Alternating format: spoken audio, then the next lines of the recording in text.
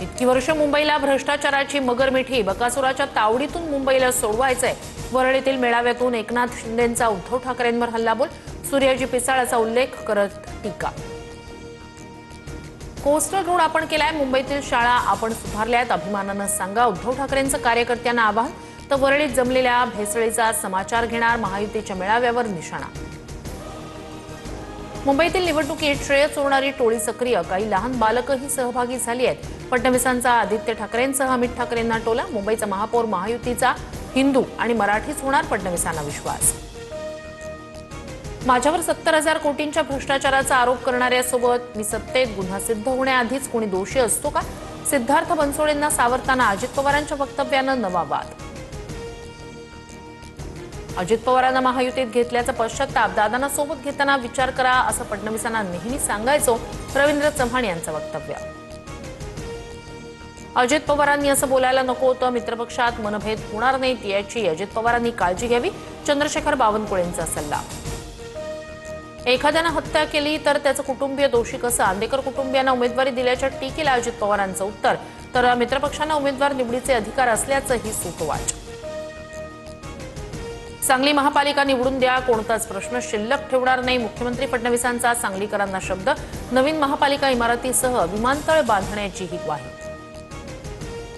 इचलकरंजीचा चेहरा मोहरा बदलून टाकू, 15 तारखेला तुम्ही आमची काळजी घ्या, त्यानंतर आम्ही 5 वर्ष तुमची काळजी घेऊ, फडणवीसांचं मतदारांना आवाहन. महायुतीच्या विजयाचा विश्वास व्यक्त. बिनविरोध निवडणुकांचे सविस्तर अहवाल द्या, राज्य निवडणूक आयोगाचे यंत्रणांना निर्देश. उमेदवारांनी कधी माघार घेतली, दबावाचा काही आरोप आहे का? शहानिशा करून अहवाल जिल्हाधिकाऱ्यांकडून मागवला. माझ्या उभ्या आयुष्यात अशी निवडणूक कधी पाहिली नाही, जी 66 उमेदवारांना बिनविरोध करते, मनसे नेत्यांसमोर राज ठाकरेंचं वक्तव्य.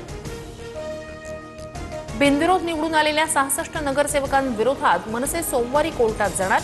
मतदानावेळी नोटाचा पर्याय असताना उमेदवार बिनविरोध का? अविनाश जाधव यांचा निवडणूक आयोगाला सवाल. वसई विरार महापालिकेत प्रचारावेळी भाजप उमेदवारांचा पैसे वाटपासाठी ओवाळणी फंडा. नालासोपारा प्रभाग 15चे उमेदवार चंद्रकांत गोरिवले यांच्यासह आणखी एका उमेदवाराकडून महिलेला ओवाळणी म्हणून पैसे, आचारसंहितेचं उल्लंघन केल्याचा विरोधकांचा आरोप. भिवंडीत काँग्रेस आणि भाजप कार्यकर्त्यांमध्ये तुफान हाणामारी, काँग्रेसची रॅली भाजपच्या कार्यालयासमोरून जाताना बाद, दोन्ही गटाकडून दगडफेकीसह खुर्च्याही फेकण्यात आल्या. वादादरम्यान कार्यकर्त्यांना पोलिसांवर बांबू फेकला.